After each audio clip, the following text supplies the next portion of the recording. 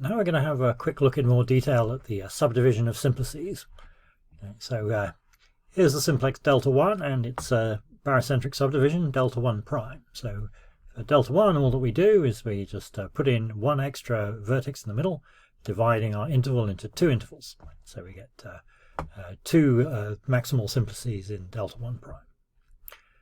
Then over here we have delta 2 prime. Okay, so we've got, for this, we have the original vertices, 3 of them at the corners. Then we get 3 extra vertices, 1 in the center of each edge, and then one extra vertex right in the middle of the whole simplex. So that's up to 7 simplices altogether, 7 vertices altogether. And if you just count simplices, there's 1, 2, 3, 4, 5, 6 of them. So there's delta 2 prime. It's a triangle divided into 6 smaller triangles.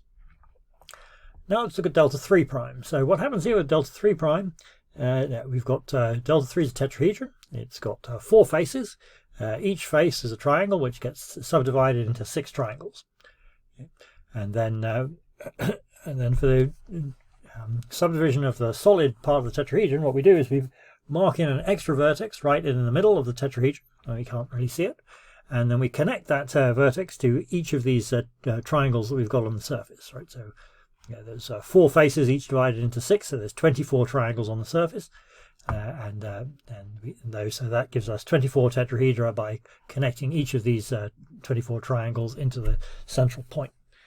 And we can see that here.